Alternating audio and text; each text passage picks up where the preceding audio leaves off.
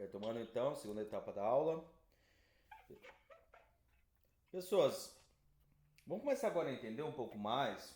Se vocês repararem bem, vocês vão ver que as aulas elas sempre são mais ou menos cíclicas, tá? Eu falo um pouco, depois falo mais um pouco, falo mais um pouco.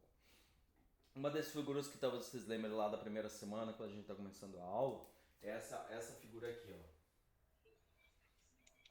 ó. Onde eu tenho a parte de rede, a parte de sistemas operacionais e a parte de programação.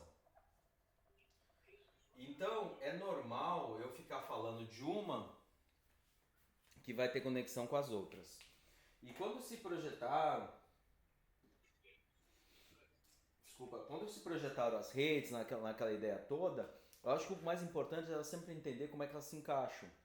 E uma das coisas que vai aparecer bastante, e aí às vezes eu vou falar de rede, às vezes eu vou falar de sistemas operacionais, porque hoje eu já entendo que é difícil falar de uma separado da outra. E talvez ensinar uma separada da outra. Mas é o que a gente está conversando agora há pouco. Talvez seja o ideal, talvez não seja a melhor forma de apresentar. Eu gosto quando as coisas têm relações.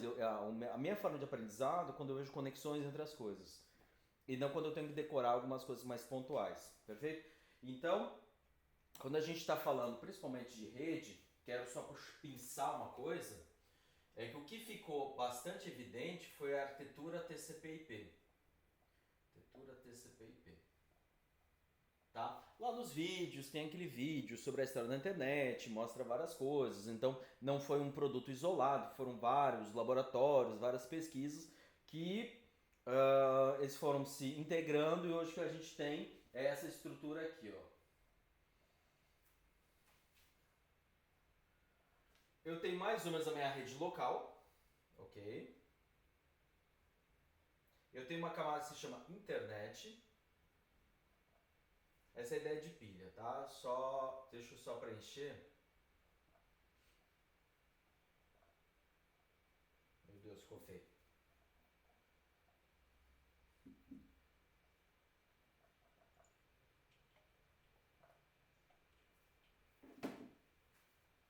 Então, pessoas, para facilitar a compreensão de redes de computadores, o que eles bolaram lá no começo foi destrinchar um pouco, separar em camadas, onde é como se fosse uma linha de produção. Para eu fazer um equipamento conversar com outro, eu tenho que fazer a passagem por todo esse fluxo até chegar no destino. Isso aqui vocês já viram alguma vez ou não? Já? Eu não. Na primeira fase, em algum momento vocês viram isso ou não? Eu não, professor. Tá. Gente, eu só deixo expandir uma coisa, porque quando a gente fala de rede local, Não me hoje. lembro também. Oi? Não me lembro também. Tá. O que a gente tem de entendimento é que tem dois autores que vão estar nas referências, são dois autores muito conhecidos nessa parte de redes, é que eles separam um pouco mais, que são Kurose e Ross, onde eles já mostram que essa rede local está separada em duas partes, tá? De enlace, física, e aqui é a camada de rede.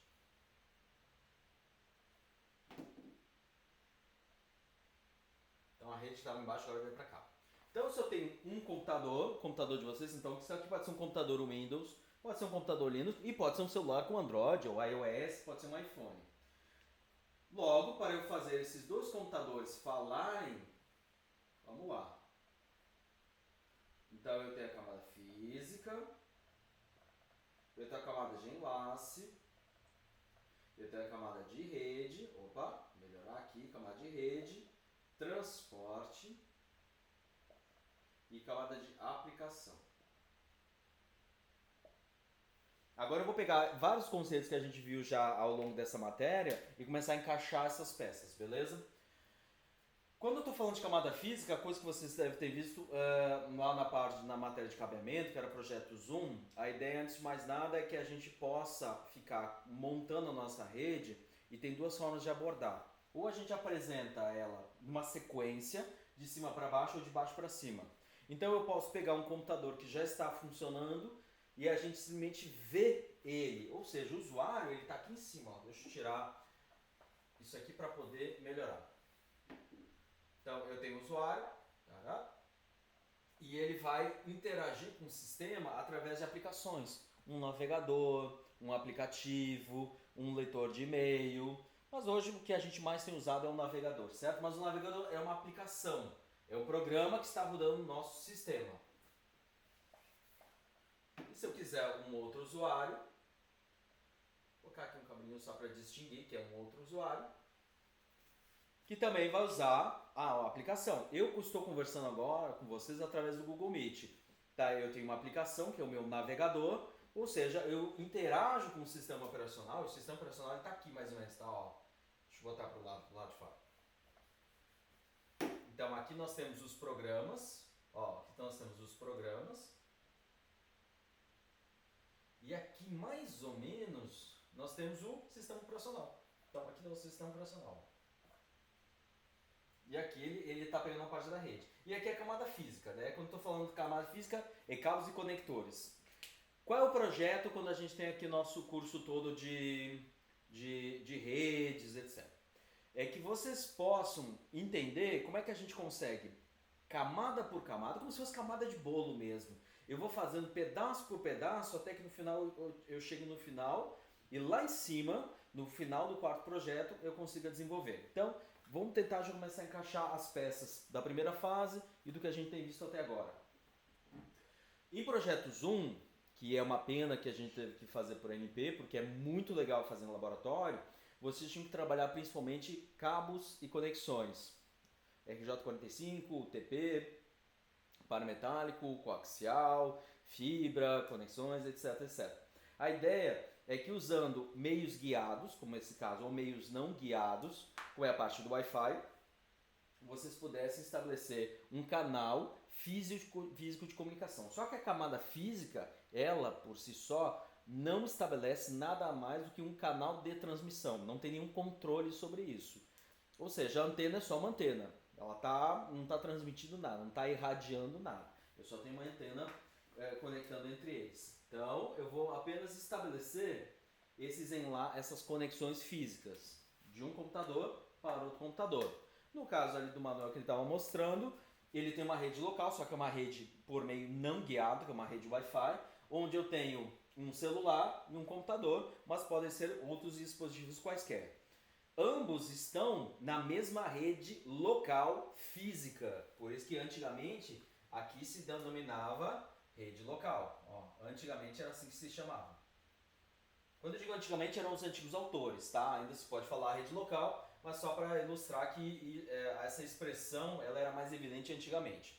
Então essa rede local é para ter a parte física, antenas, cabos, conexões, meio guiado, meio não guiado. Isso é projeto 1 do curso. No projeto 2, a gente tem que fazer com que essas conexões, claro, a gente tem que adaptar a disciplina, a gente pudesse colocar eles dentro da mesma rede, ou seja, calcular os endereços de forma que eles de fato consigam se comunicar. Porque uma coisa é estabelecer um canal possível de comunicação e outra, de fato, comunicar. Aqui seria equivalente, numa analogia meio grosseira, a camada física lá seria fazer uma ponte entre a ilha de Florianópolis e o continente. Tá? Mas a ponte por si só não leva pessoas, a ponte só está ali parada, não vai fazer nada. O que tem que fazer é que eu tenho que ter os carros carregando as pessoas. No nosso caso são os pacotes IP carregando as informações de fato. Né? As pessoas são as informações aqui nessa analogia com a noção de ponte. Então eu tenho ali um caminho onde pode apenas passar. Quando a gente está falando de camada física, a camada física só está ali posta, certo? É a mesma coisa que cabo elétrico. Se eu não ligar na tomada, ele não vai funcionar, né? Não fecha o circuito, mas ele está disponível para uma futura comunicação. É a mesma coisa que a camada física. Quando eu lanço um cabo por uma eletrocalha, significa que eu posso futuramente usar, mas por enquanto eu não tenho nenhuma serventia.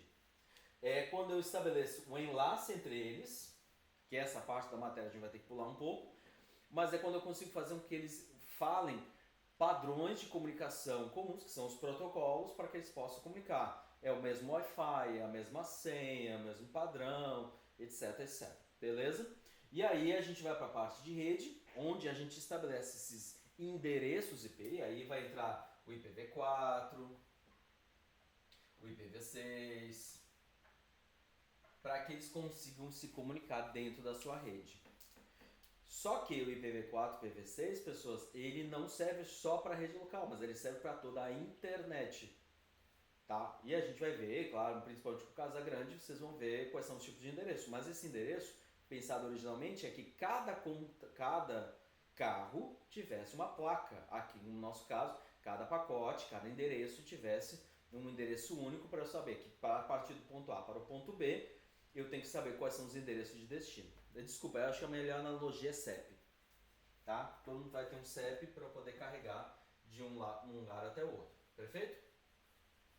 E pessoas, muito disso, esses endereços de enlace, esses endereços IP, normalmente a gente vai estar trabalhando, por exemplo, de enlace é normal a gente trabalhar com hexadecimal e na camada de rede é normal a gente trabalhar com binário ou hexadecimal. Por isso que a gente ficou sexta-feira passada ali trabalhando números para que a gente se familiarizasse. Volto a dizer, são coisas que a gente vai caminhar através da prática. Beleza, pessoas? Até aí tranquilo? Dúvidas? Então, operação em camadas. Então, se esta pessoa quer falar com esta pessoa, na verdade, ela tem que falar pela aplicação, que vai pelo transporte, que vai pela rede, que vai pelo enlace, que vai pela física. Transmite através da física para o enlace, do enlace para a rede, tá? Transporte, vá para a aplicação e depois a pessoa lê a mensagem. É assim que vai funcionar.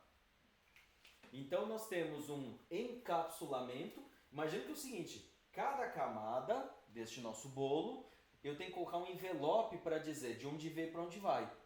Então eu vou pegar minha cartinha. Gente, eu não sei desenhar, então eu vou tentar ver se consigo.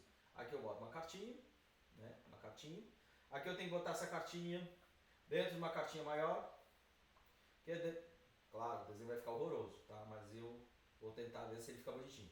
Dentro de uma cartinha maior e eu vou envelopando, ou melhor, encapsulando uma camada dentro da outra, né? E vai crescendo. Vocês já viram aquelas bonequinhas russas? Que normalmente eles falam matrosca, mas é matrioshka. Já viram aquelas bonequinhas? Eu tenho uma bonequinha, daí tem uma bonequinha maior, uma bonequinha maior, bonequinha maior, maior, maior. Já viram isso? Matrioshka? É isso. Ficou legal o osso, né? Matrioshka.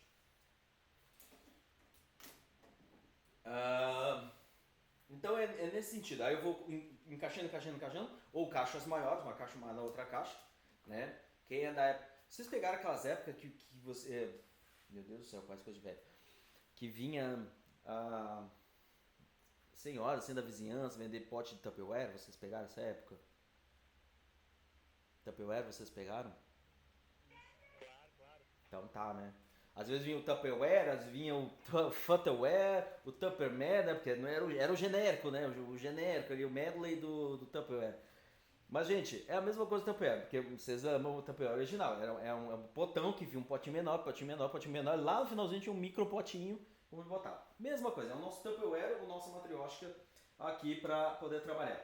E essa ideia é que, então, aqui na aplicação eu diga qual é a aplicação, qual é a mensagem da pessoa, para depois eu ter a parte de transporte. Cada camada vai ter uma função específica. A aplicação é o programa em si, o navegador. O navegador é essa borda, que se chama de cromo, né? Essa bordinha assim, como se fosse o cromado de um carro ou de uma moto, que se chama Chrome. Por isso que o navegador do Google se chama Chrome, tá? Então ele tem esse cromado, mas tem aqui a apresentação e tem essas informações. Tem aqui Ariel, Marco, Manuel, Wallace, Guilherme, Jefferson, Bianca.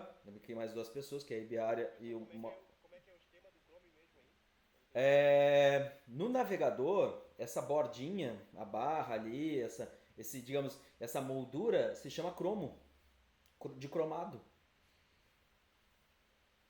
Tanto é que quando tu quer um navegador sem essa borda, tu tira o cromo. Cromo do lado do material, metal brilhoso mesmo. Tem várias aplicações que elas não têm isso aí, né? Elas não têm o cromado. Tá? Continuando. Então, a aplicação é o programa, tá? É o meu navegador, aqui é o meu gravador, etc. Quando eu quero trazer garantias, a camada de transporte é onde eu vou colocar garantias de entrega. Isso a gente vai ver um pouco mais no carrinho lá na frente. Mas só para não bagunçar tanto, deixa eu só apagar aqui, tá, pessoas? E aqui, ó, garantias de entrega.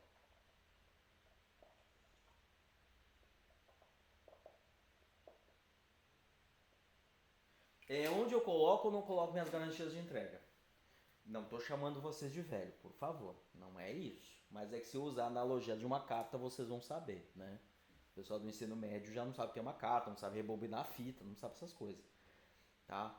Né? Se eu falar assim, CD, você sabe o que é um CD, né? Gente, eles não sabem, eles nunca viram. Tem muita gente, tem muito adolescente, tem 18 anos na cara, mas eles nunca viram um CD. Eles, meu vô usava, assim, tá, eu não sou vô, quer dizer, sou quase vô, eu sou tio avô. Tá, enfim. Eles nunca viram um CD. No caso, quando eu estou falando garantias de entrega, pensa na analogia de carta. Quando vocês vão enviar uma carta, pode ser um selo social, né? Aquela cartinha bem simples, 2 centavos, não tem praticamente nenhuma garantia de entrega e são cartas muito leves. Eu posso fazer um selo simples, né? Um selo tradicional. Eu posso ter uma carta que tem a garantia de entrega, que é a carta registrada. Eu posso fazer um SEDEX, ou seja, eu posso fazer com que a informação para chegar no destino tenha mais ou menos garantias. E essa garantia de entrega que a gente pode especificar na camada de transporte, escolhendo um ou outro protocolo, que seria o equivalente a escolher o tipo do selo. Beleza? Na camada de rede, deixa eu colocar em azul para ficar melhor. Já na camada de rede, eu quero fazer duas coisas.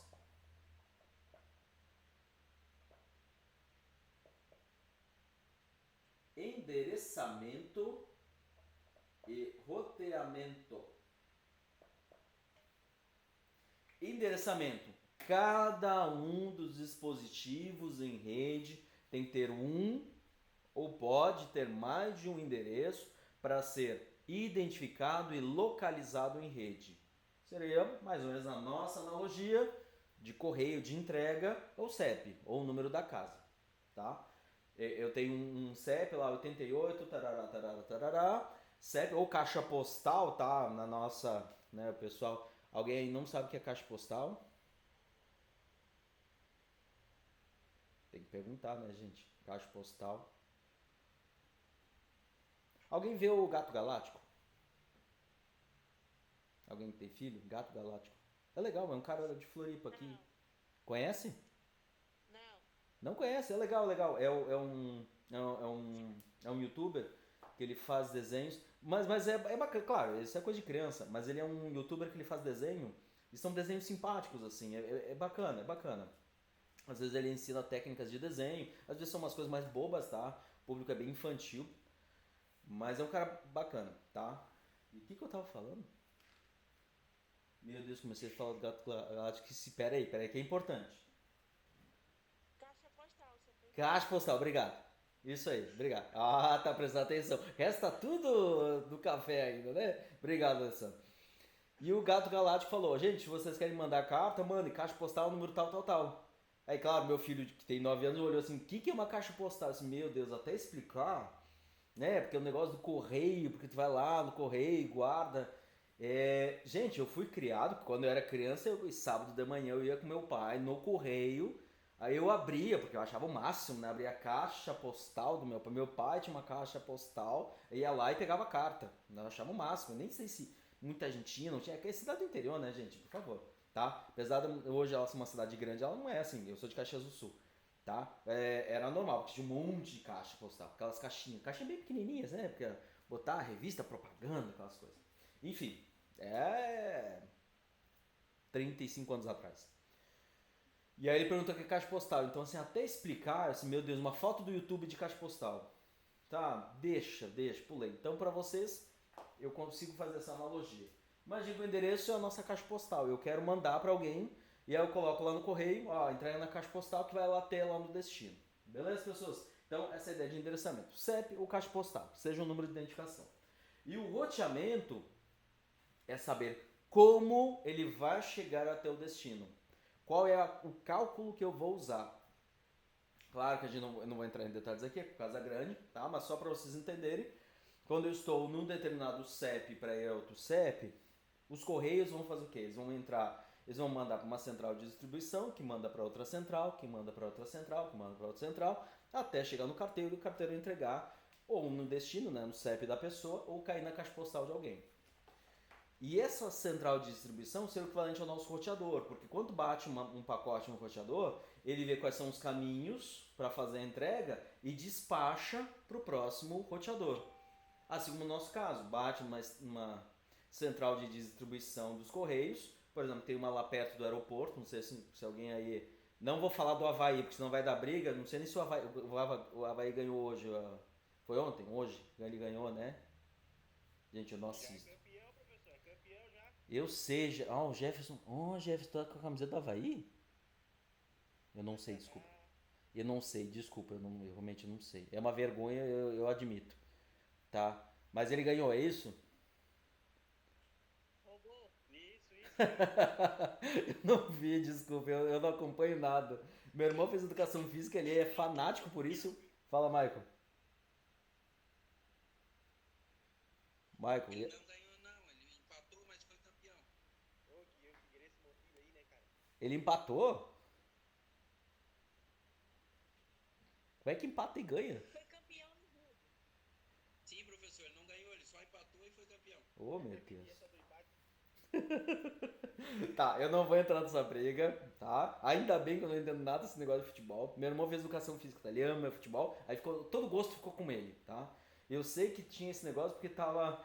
Minha esposa me falou e é Chapecoense, né? Eu acho que é. Até a Bianca saiu, eu acho que a Bianca não gosta de futebol também. Mas é que lá perto do Havaí, ou do campeão Havaí, ou quem não gosta, ou... Enfim, lá perto do Havaí tem uma central de distribuição dos Correios. É nesse ponto que eu queria chegar, tá? Tá? Então lá perto, né? A menos que o Havaí vá roubar lá as cartinhas, né? Não sei se ele rouba ou não rouba. Mas lá perto do Havaí tem uma central de distribuição dos Correios. Então quando passa lá, então quando tu vai mandar uma carta, bate lá na central de distribuição, aí eles podem mandar para a central de distribuição que tem uma em São José, que manda para a central de distribuição. Então quando a gente fala em roteamento, é mais ou menos essa lógica. Deixa eu desenhar aqui mais ou menos uma coisa aqui, ó. Então vamos lá.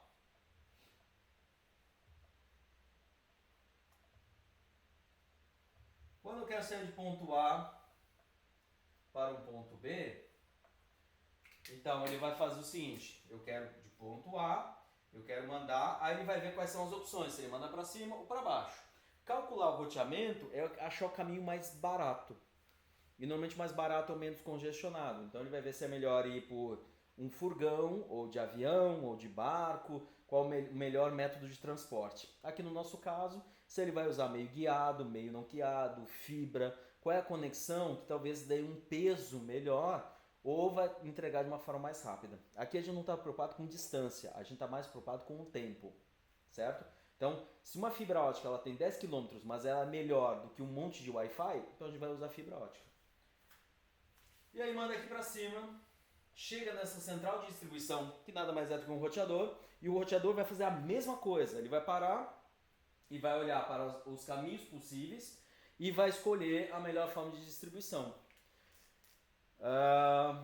Normalmente a gente vai para os distribuidores maiores, né? Chegar nas centrais maiores de distribuição, então aqui de São José, até onde eu saiba dos Correios, para fazer essa analogia.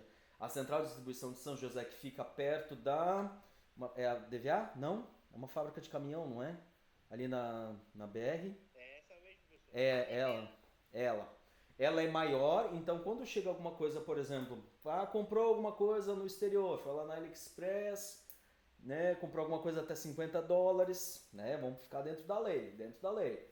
Comprou alguma coisa até $50, não paga taxa, né, não paga tarifa de importação, bate lá, se não me engano, em Curitiba vai mandar para a distribuição de São José vai mandar para as distribuições menores. Pode mandar, por exemplo, tem ali na Ponte do Maruim, tem uma menorzinha, tem uma ali na outra região, tem uma ali que fica ali em Forquilinha, se não me engano, e aí então vai mandando para as menores, e chega na distribuição final, que é mais ou menos aqui a lógica, tu vai para os roteadores maiores para ir para os roteadores menores, certo? Então para o ISC, por exemplo, quem vai mandar alguma coisa para o ISC, bate lá na distribuição de São José, depois vai para aquela unidade menor, que fica em Forquilinhas, não sei se fechou, mas acho que ainda tem, dos Correios, e depois vai para o IFSC, ou seja, vai diminuindo. Aqui é a mesma coisa.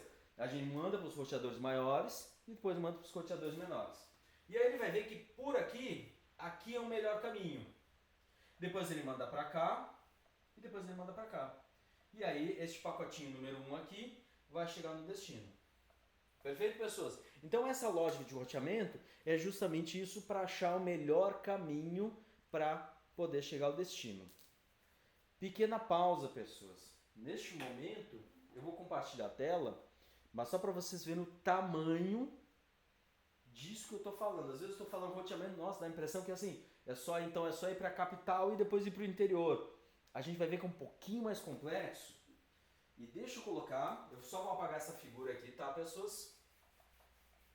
Quem tiver no computador pode abrir o próprio site, quem tiver no celular eu vou abrir e compartilhar a imagem, tá? Tem um site que eu gosto bastante, se vocês procurarem, Submarine Cable Map. É um site, pessoas, que ele cataloga as grandes conexões por fibra ótica e eu vou compartilhar aqui com vocês. Espera aí. Não vai gravar, tá, pessoas? Mas depois eu vou colocar o link no vídeo, tá? Eu vou falando enquanto isso, só para vocês terem uma ideia. Vamos ver se não trava meu computador, porque ele tem um pouquinho de limitação. Submarine Cable Map. Ok. Se estiverem vendo a minha tela, pessoas, só sinalizar, vocês vão ver que eu vou abrir a página, vai demorar um pouco, tá? Mas é normal, eu estou bem longe do meu ponto de acesso. Gente, só para vocês terem uma ideia, quando a gente fala de uma fibra intercontinental, vamos lá, quero aceitar, ok. Vai, meu filho, vai, pode ir. Gente, calma, tá vendo? É isso aqui que eu tô falando. Olha o tamanho da situação. Vamos pegar um pouco aqui mais próximo, que a gente conhece melhor. Eu vou pegar o litoral do Brasil. Olha, gente, é isso que tem das grandes fibras submarinas. Olha o tamanho da conectividade. Então vou pegar uma qualquer aqui, vou pegar uma aqui, pegar a primeira, a mais próxima. Então só para vocês terem uma ideia, essa fibra aqui, ó. Oi, pode falar. Já está apresentando a tela? Já, vocês não estão vendo? Eu não. Não sei se pros outros se outros estão vendo, mas eu não estou vendo nada.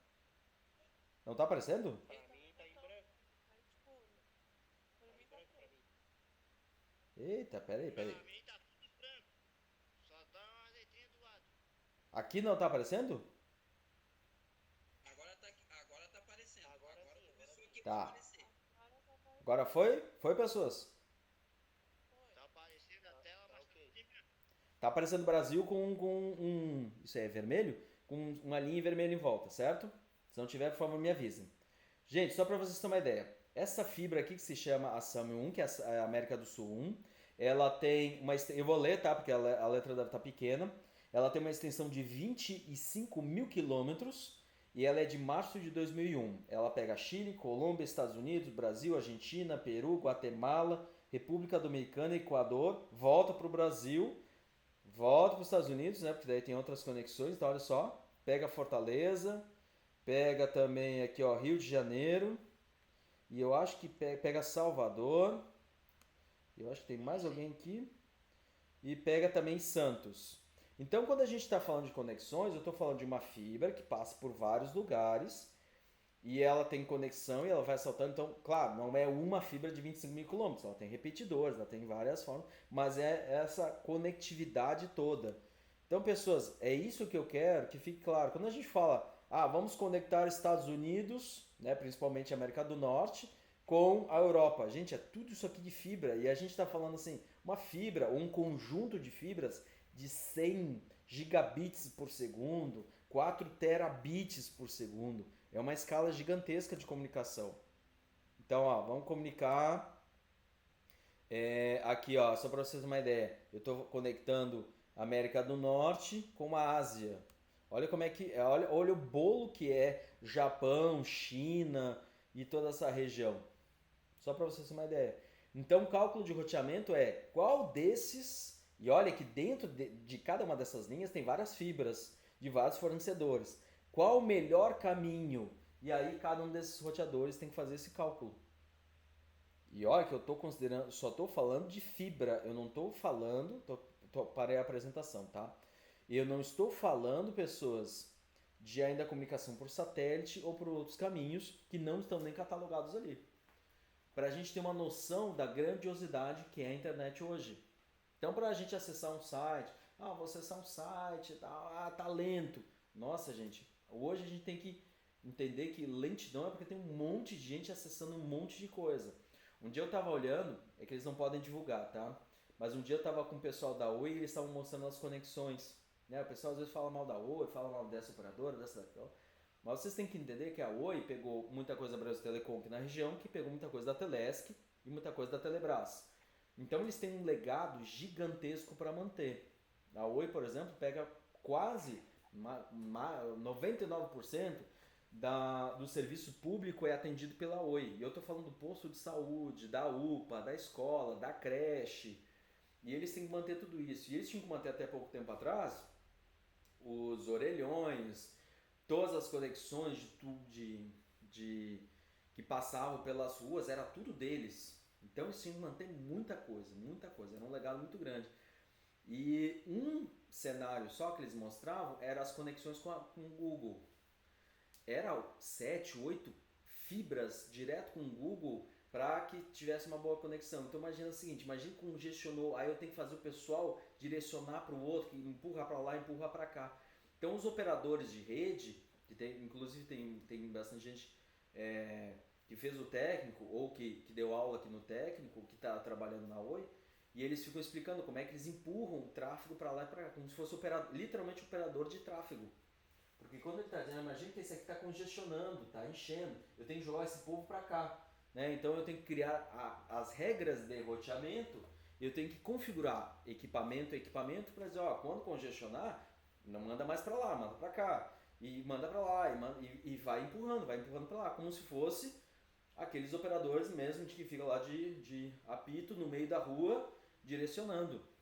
Só que numa escala muito grande, e tudo em tempo real, gente. Não adianta assim, vamos parar, analisar o cenário e ver o que está acontecendo para daqui a meia hora a gente tomar uma decisão.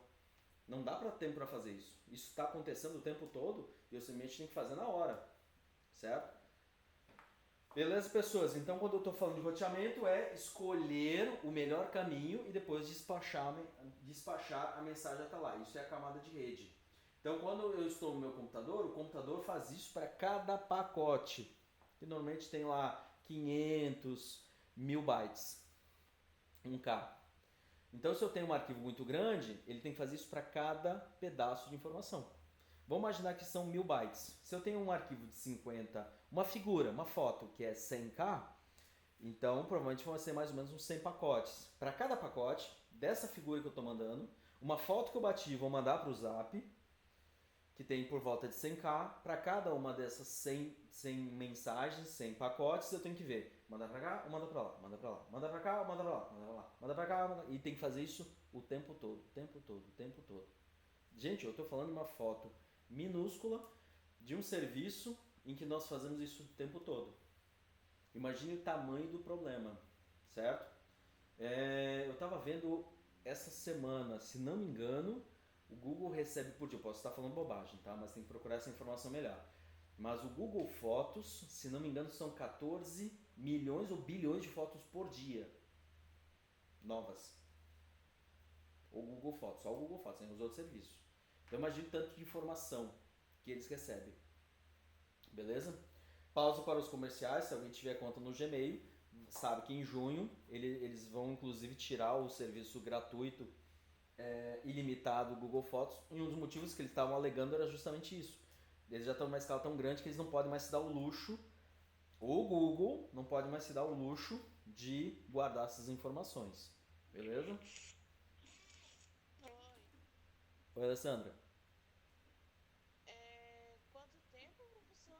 Agora em 1º de junho, você não pode mais usar o serviço ilimitado do Google Fotos. Tu vai começar a usar a cota, aquelas cotas de 10, 15 GB que tem. Então você tem que tomar esse cuidado. Gente, pausa para os comerciais. Vocês têm uma noção de quanto de informação vocês têm no Zap? Que o Zap hoje acaba sendo um dos serviços mais usados e onde a gente gera mais mídia. Então quando vocês mandam um arquivo, um vídeo de 4 mega, vocês mandam para um grupo, vocês conseguem hoje parar para pensar, imaginar essa informação sendo distribuída para as pessoas? Se eu tenho um grupo de família, família a gente é o quê? 20 pessoas? Eu não tenho Zap, por favor, me ajudem. Um grupo normal, assim, de família. 20 pessoas? É isso aí mesmo. 20 pessoas, né? Porque eu calculava antes pela quantidade de bom dia, meu Deus, e rosas e flores e não sei o que, e aquelas mãozinhas, vai todo dia. E eu ficava, Chatice, né, professor? e eu ficava pensando, sabia que o cara de internet ficava pensando, meu Deus, quando alguém manda essa figura, vai bater no servidor e o servidor tem que distribuir para um monte de gente. Quem é que paga essa conta?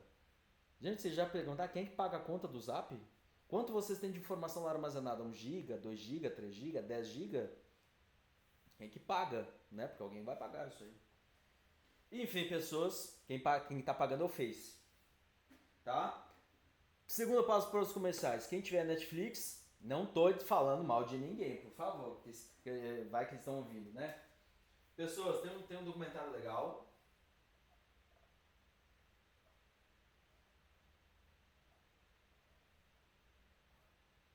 Dilema das Redes, tá? Só para entrar com parênteses rapidinho, tá? A hora que vocês tiverem. É um documentário que ele é bacana porque ele é bem feito e é bem explicativo de como funciona esses serviços grátis. E eles sempre vão falar grátis entre aspas. Você só tome o cuidado, claro, porque quem está contando a história são meus funcionários. Gente, desculpa, mas nesse momento eu sou um pouco mais pragmático. Santo na Terra eu não conheço ainda. Então eu sempre fico pensando, alguém quer salvar o mundo. Não sei, eu sempre fico um pouco de reserva. De qualquer forma, é muito bom documentário para a gente entender como é que funcionam as coisas. Por exemplo, como é que funciona o esquema de recomendação de um determinado serviço. Eles chamam para entrevistar o cara que desenvolveu. Então um dos caras que eles entrevistaram foi o cara que inventou o botão de like. Ele explica como é que ele inventou, para que servia. E é legal entender, porque tu vai dizer assim, mas é só isso. Não, tu tem que imaginar que tem toda uma lógica por trás do mero joinha para cima ou para baixo. Um mero like ou dislike. Isso vai disparar ações dentro do sistema para acontecer outras coisas. Então, gente, Dilema das Redes. Bom documentário. Muito bom mesmo. Tá? Voltando aqui, então, pessoas. Então, olha só. Então, eu tenho toda essa lógica de rede. E aí, quando eu chego dentro da minha rede local, né, dentro do meu Wi-Fi, dentro da minha rede aqui em casa, que também é Wi-Fi, aí eu preciso chegar até o enlace. A camada de enlace basicamente é controle sobre o hardware.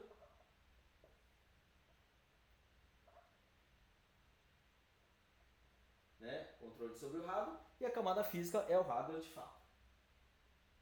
Tá? Que é por isso que normalmente eles fazem a explicação tudo junto. Então, pessoas, quando eu quero mandar uma foto para alguém, seja via o WhatsApp ou algum outro serviço, eu tenho que pegar meu aplicativo, WhatsApp, e eu tenho que dizer quais são as garantias de entrega, no caso o WhatsApp, que eu quero criptografar, eu quero garantir que a informação vai chegar, então a informação ela pode atrasar, mas não posso perder. Né? Ninguém vai querer que uma foto chegue pela metade. Né? Não adianta uma foto pela metade, então a foto tem que chegar íntegra. Ela pode atrasar um pouco mais, mas ela tem que chegar. Então eu explico. O aplicativo, claro, que vai nos ajudar, a gente também não precisa fazer isso, né, manualmente, mas o aplicativo vai dizer, essa informação tem que chegar inteira, e se não chegar, tu manda de novo. Ok? Que é o processo de retransmissão do TCP, mas esses detalhes a gente precisa entrar em ver agora. Depois a gente vai escolher o melhor caminho e vai fazendo.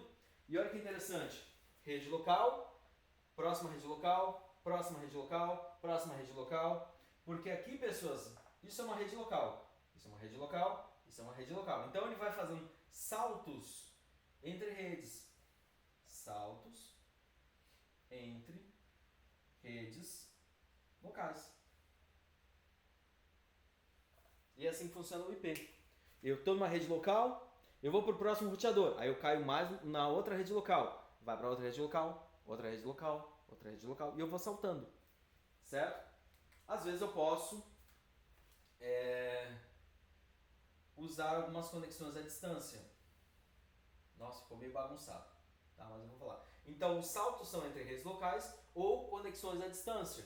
Que aqui sim, eu vou falar de LAN, que são as conexões de rede local, ou as conexões tipo WAN, que são de longa distância. E aí, claro que o tratamento é diferente, porque na rede local, normalmente eu vou ter uma curta distância e muitos equipamentos. Então, eles têm que comunicar rapidamente entre si. Já no WAN, que são de Wide Area Network, são redes de longa distância, muito provavelmente eu estou mais preocupado em garantir que chegue inteiro, porque eu estou trabalhando com uma distância mais longa. No caso do ADSL, eu posso estar falando de 1, 2, 4, 8 quilômetros. No caso de uma fibra ótica, eu posso estar falando de 10 quilômetros. Enquanto que numa rede local, aqui ó, eu estou a 30 metros do meu Wi-Fi, já está ruim o negócio, né? Já tô, os risquinhos ali estão diminuindo. Então são formas diferentes de trabalhar. Claro que a minha taxa de transmissão é maior. E aí eu vou saltando de rede para rede até chegar no destino. Como eu falei para vocês, na rede, no enlace, no transporte, é normal a gente estar trabalhando com diversos tipos de números e sistemas operacionais. O sistema operacional, ele cuida da camada de transporte, que são as garantias de entrega, e cuida da rede, que é endereçamento e roteamento. Que aí a gente começa a fazer as conexões. Por isso que eu falei, é difícil falar só redes e falar só sistemas operacionais. Você já deve ter reparado que eu falo várias vezes sistemas operacionais modernos. Porque os sistemas operacionais modernos já são sistemas operacionais em rede. Dificilmente alguém vai usar um computador desconectado. Se vocês repararem bem, tirando aquela suíte de escritórios, né? Word, Excel, planilha, etc, etc, etc. Né? Ou seja, alguém vai trabalhar desconectado, né? Vou redigir um documento, vou fazer uma planilha, etc. Gente, hoje em dia, para que serve ou quais funções vocês têm em um computador ou mais incrível, num celular desconectado da rede? O que vocês fazem num dispositivo, num computador, seja celular ou computador, sem conexão? Tem alguma coisa que vocês fazem? Nossa, caiu tudo, caiu a conexão, caiu a internet, tudo. Ainda assim eu vou fazer tal coisa. O que, pessoas? Tirando algum jogo eventual, né, ou paciência, ou um joguinho, né, do celular. Mas o que? Vamos imaginar, vocês estão caminhando na rua, né, de máscara, óbvio, pandemia, aquela história toda. Vem um raio, né, estoura a antena da tua operadora e naquela cobertura tu só tinha uma antena de cobertura, tu simplesmente fica desconectado. Tu está no meio da rua, teu 3G, 4G sumiu e tu vai pegar o teu celular e ele vai servir para quê? Ele vai servir para relógio, ele vai ver pra lanterninha, né, para pegar, ativar o flash. E gente, sinceramente, mais o que? Alarme, né? Basicamente ele vai ter as funções que a gente já tem em outros, né? Relógio, lanterna, alarme, mas o que? Para que serve? E aí a gente começa a prestar atenção, o quão importante não é só ter o celular, mas ter a conectividade, beleza? Pausa. Hoje nós temos mais linhas ativas do que pessoas. Então, se não me engano, são 210 milhões de brasileiros e 220 ou 240 linhas ativas. Ativas. Não são linhas adquiridas, são linhas ativas. Então, pessoas, imaginem o tanto de gente conectada no 3G, no 4G. E às vezes o pessoal diz, mas tá ruim. Sim, eu acho que há bons argumentos para dizer porque isso acontece, tá? Não sei se vai dar tempo, mas se vocês quiserem, a gente pode depois um dia olhar. Tem o site da Anatel.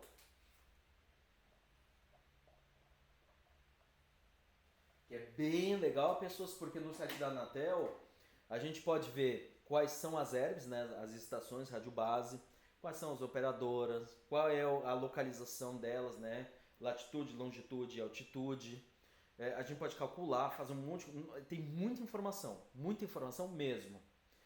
Claro que a gente precisa de conhecimento técnico que a gente aprende aqui no curso, mas o site da Anatel pode dar bastante informação pra gente para ver sobre isso e para ter uma noção de quando a gente fala dessas coisas. Eu acho que uma coisa que aqui no técnico a gente sempre tem que cuidar a gente aprende um pouco do básico, mas a gente tem que entender que na hora que abriu a porta e saiu para o mercado, a escala Infelizmente, a gente não consegue representar a mesma escala. A gente não vai conseguir mostrar para vocês a mesma escala do que acontece lá fora. Né? Vai trabalhar numa Oi. A Oi, como eu estava mostrando, o cara que vai cuidar da rede, os links lá é um link de 100 GB, um link de 10 GB, um link de 30 GB, é uma fibra de 40 GB, sabe? Parece assim uns números muito altos. Tu vai fazer uma instalação de uma rádio base, eu vou lá pendurar 5.000 pessoas, 5.000 assinantes. Né? Sendo que o ideal seria 500, mas eu boto lá 5.000. Nossa, mas é muito. Mas é como está a situação hoje. Beleza? Então, é a única coisa que, infelizmente, aqui no nosso curso a gente não consegue. Até para representar para vocês, quando a gente fala de escala, eu vou botar aqui 1, 2, 3, 4, 5, 6 bolinhas. Na verdade, eu tinha que desenhar 300 bolinhas.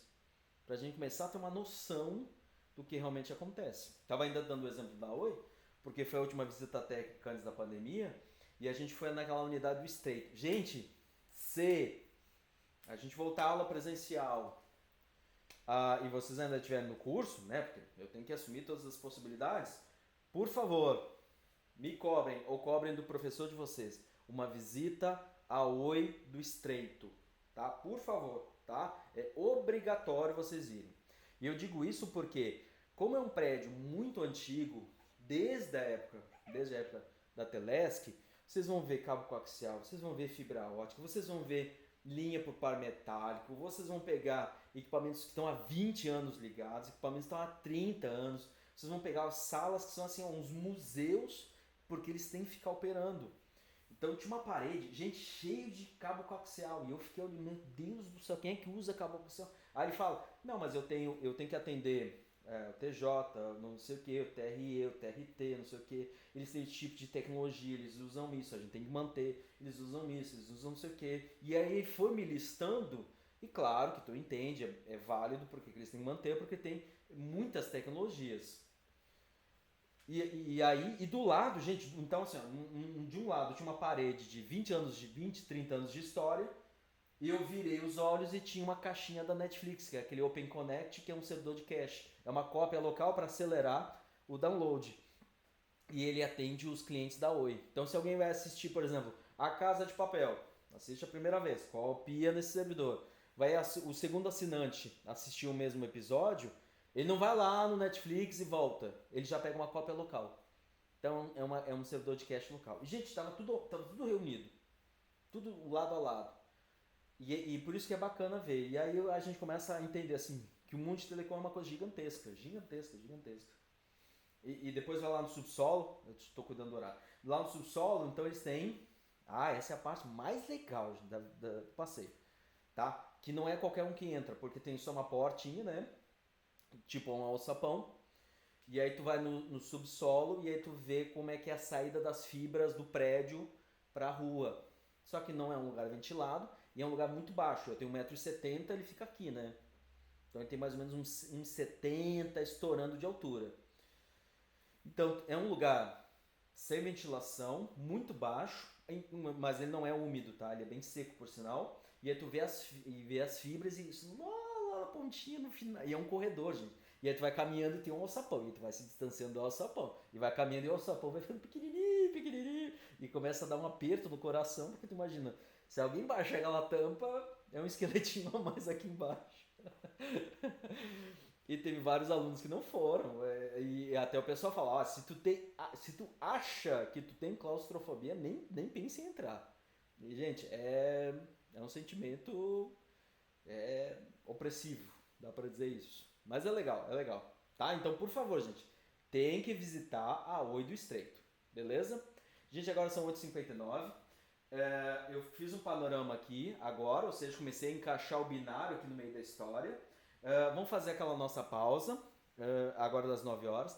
Voltemos às 9h10. E aí eu quero agora encaixar a rede e enlace aqui dentro no meio do caminho, beleza?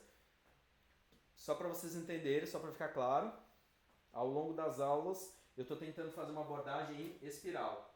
Explica um pouco mais, um pouco mais, um pouco mais, um pouco mais e vai avançando, beleza? E ao longo das aulas, aí às sextas-feiras, já por ser sexta-feira, né, que o pessoal cansa mais, fazer uma aula mais prática e quartas-feiras fazer uma aula mais teórica, tudo bem? Então, agora sim, na última aula eu falei redes, sistemas operacionais, agora eu já estou dizendo sistema operação está aqui, a rede está aqui. Na próxima aula, daí eu vou começar a ganhar em complexidade. Beleza, gente? Se alguém não estiver entendendo, se a abordagem não estiver sendo interessante, por favor, me avisa, tá? A gente pode ser por aqui, pelo Zap, com o Guilherme. Tranquilo? Então, gente, 9 horas, pausa. Voltemos às 9h10 em ponto. Beleza? Deixa eu parar a gravação. Tava gravando? Ah, tava gravando.